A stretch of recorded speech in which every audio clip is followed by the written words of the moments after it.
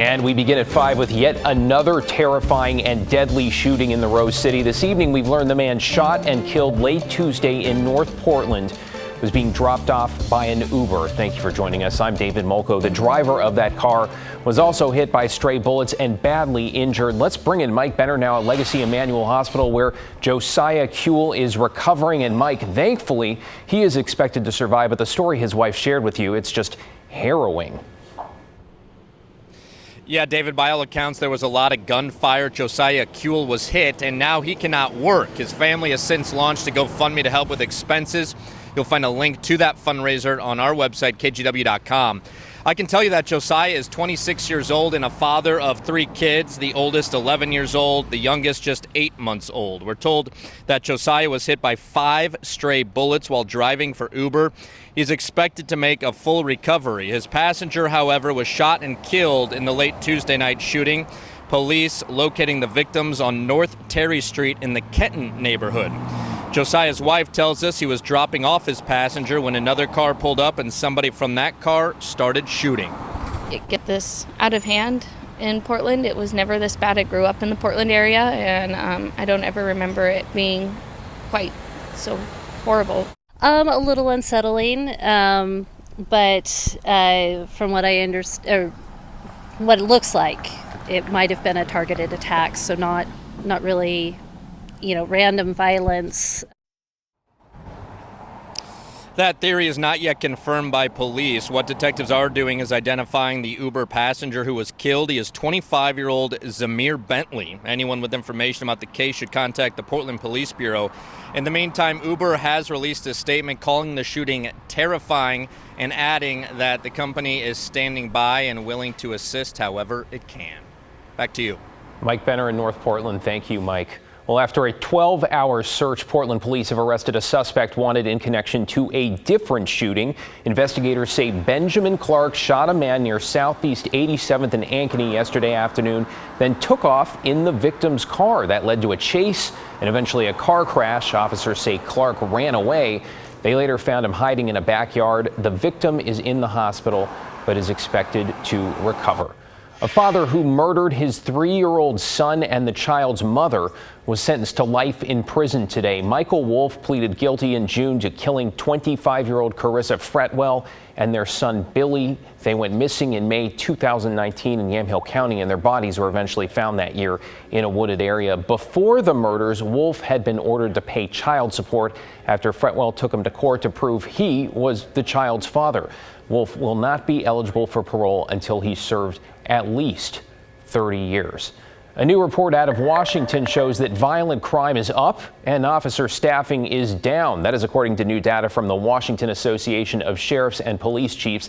It tracks crime and arrests from around the state. According to the report, from 2020 to 2021, violent crime was up 12%, murders up 6%, robberies up 10%. At the same time, you see it here, Washington lost about 500 officers. The per capita rate of officers to state residents is now the lowest since the organization started tracking data, and that was back in 1980. People call 911, they want somebody to show up, and they need to get there relatively quickly. They need to get there with the right resources. Less staffing obviously means that's not going to happen as much. It's an ongoing struggle in so many places right now. The report also showed drug-related arrests and identity thefts dropped significantly. They are down 61% and 80% respectively there. Well, let us take a closer look at our homeless crisis with a new study from a pair of independent researchers pointing to what it says is the root cause. Blair Best joins us. And Blair, the emphasis here seems to be squarely on the cost and availability of housing. David, there's a lot of conversation around homelessness here in Portland and other parts of the Northwest, especially when it comes to what is causing this crisis. And what researchers have found is that it's not necessarily addiction or mental health, but rather a combination of high rent prices and a lack of affordable housing. Now, a new urban study called Homelessness is a Housing Problem looks at data dating back to 2019. It compares the 30 largest urban areas in the country and found that Multnomah County has among the lowest rental vacancy rates and highest rent prices, along with being the fourth highest when it comes to the number of people experiencing homelessness each night, which is about 5 per every 1,000 people. Now, it found poverty, unemployment, and severe mental illness as factors in this crisis, but the studies all point to one thing as the root cause: the housing market. However, some local landlords don't agree. The population booms that we've seen in places like Portland and Seattle, San Francisco, over the past couple of years, those booms haven't been met with an adequate supply response, and so you see these really tight housing markets, rising rents, and not enough housing for everyone. I would say, it's all of our crisis. It's all what can we do? And I do not see rising rents as any of the key indicators why the homeless population's grown. That's just not it. So how does our county move forward? Well, according to researchers, it will take building more affordable housing to accommodate our growing homeless population.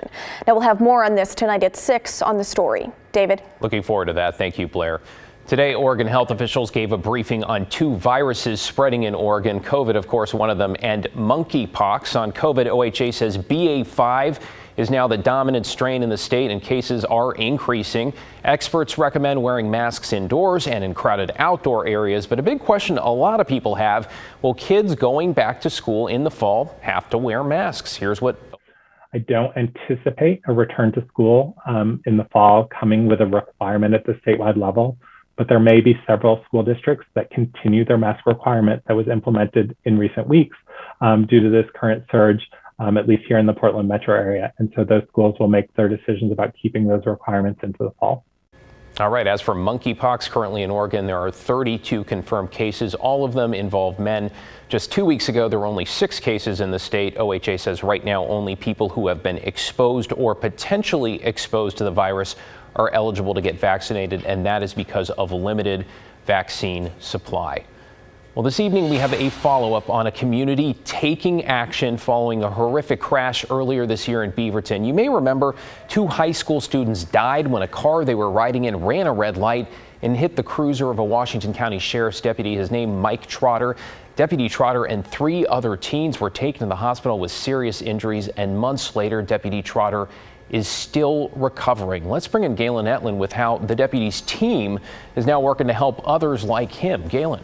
Yes, David. Deputy Trotter needed a lot of blood to survive when he was brought to the hospital, and need for donations is so critical right now that his team and family want to give back.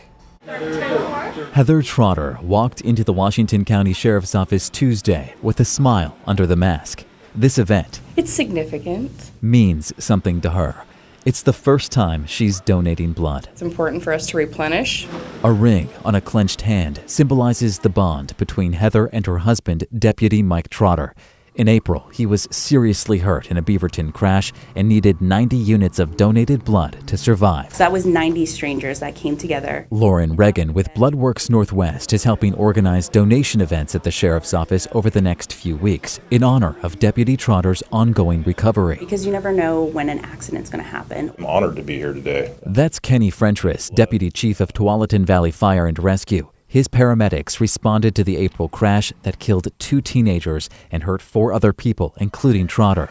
Blood donation made a difference. It's a really cool thing because it saves lives. Coming together as a first responder family. Washington County Sheriff Pat Garrett also donated Tuesday. We've seen it firsthand now that it does save the lives of folks in our family as well as in our community, so they're excited to give back. It's the hardest time to collect because everyone's on vacation. This graph from Bloodworks Northwest shows appointments dipping this summer with need at critical stages for the last 9 months. So we are trying to get the region's blood supply stabilized at this point.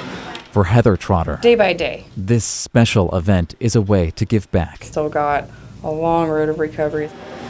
A ring on a clenched hand, holding on to hope for her husband Mike, and gratitude to those who donated blood. And my husband being one that needed a significant amount. Not even knowing it would save him a week later. I guess I take it for granted for not donating in the past and many opportunities that I had an option to. So just think about what if it actually affected me? What if those products weren't available? and what you might like to help repay and make it so that it's available for somebody else's loved one that might need it. Now you can donate in Deputy Trotter's name or look up ways to donate on your own schedule. We'll link more info on KGW.com a little bit later. And I think it's that number that stays with me. 90 people had a hand in helping Deputy Trotter and his family. Thank you, Galen.